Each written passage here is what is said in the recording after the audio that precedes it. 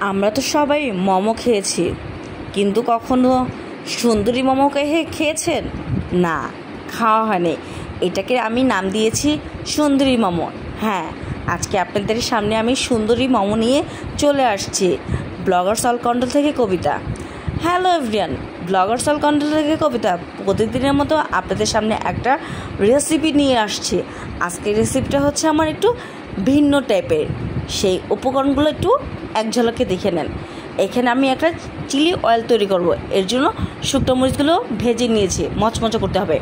এখানে রসুন কুচি, সাদা তিল, তারপর মরিচ গুঁড়ো, লবণ, টেস্টিং সল্ট আর সামান্য পরিমাণে চিনি। এটাকে ভালো করে মিক্সড করে নেবেন। নেওয়ার পরে সয়াবিন তেলটা চুলার মধ্যে গরম করে এই মিক্সড করা মিশ্রণের মধ্যে ঢেলে দিলেই এত সুন্দর একটা ফ্লেভার যে আসবে, যা বলার বাহিরে।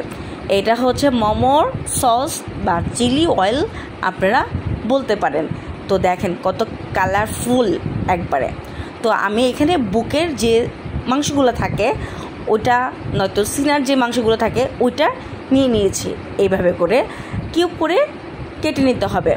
কিউব করে কেটে নেওয়ার পর হচ্ছে গিয়ে আমি ব্লান্ডার করে নিয়েছি। দেখেন কতটা পরিমাণে সফট একটা এরকম ব্লান্ডার থাকতে হবে, যাতে দানা দানা না থাকে। এখানে আপনাদের পছন্দ অনুযায়ী দিতে পারেন। কাঁচামরিচ দিয়েছি, ধনিয়া পাতা, হলুদের গুঁড়ো, মরিচের গুঁড়ো, জিরার গুঁড়ো, গরম মশলা, আদা রসুন পেস্ট, এগুলো আপনাদের পছন্দ অনুযায়ী দেওয়ার চেষ্টা করবেন। আমি আমার পছন্দ অনুযায়ী দিলাম, ভালোভাবে মেখে নিলাম।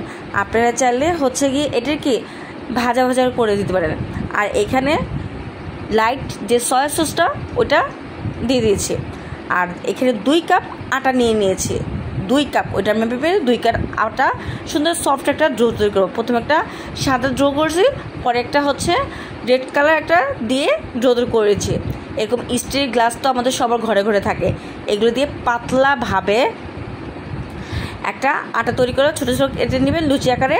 তারপর পুরটাকে মাঝখানে এইভাবে করে একটা সাদা একটা কালারফুল যেগুলো থাকে ওরকম করে আস্তে আস্তে আস্তে আস্তে কি একটা গোলাপ ফুলের মতন শেপ দিয়ে নেবেন। বিশ্বাস করেন, আমি দেখেই না অবাক হয়ে গেছি, এটা এত সুন্দর কিভাবে হলো। একবার হলো, কিন্তু আপনারা কিন্তু ট্রাই করবেন এই সুন্দরী মোমোটা। নামটা কিন্তু সুন্দর আর খেতেও কিন্তু দারুণ মজাদার।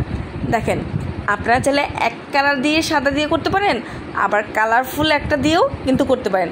তো সেই ক্ষেত্রে আমি আবার একটা দেখিয়ে দিলাম। দেখেন 2টা মোমো কি সুন্দর গোলাপ ফুল হয়ে গেছে। তো এইভাবে করে সুন্দরভাবে মোমোগুলো তৈরি করে নেবেন। বিভিন্ন টাইপের কিন্তু মোমো খেয়েছি, কিন্তু এই সুন্দর মোমো কিন্তু খাওয়া হয় না। যারা আমার ইউটিউব চ্যানেলটা সাবস্ক্রাইব করেছেন তাদের জন্য প্রাণ ঢালা ভালোবাসা রইল। যারা এখন পর্যন্ত সাবস্ক্রাইব করেন না, অবশ্যই সাবস্ক্রাইব করে দিয়ে পাশে থাকা বেল বাটনটা প্রেস করে দিবেন।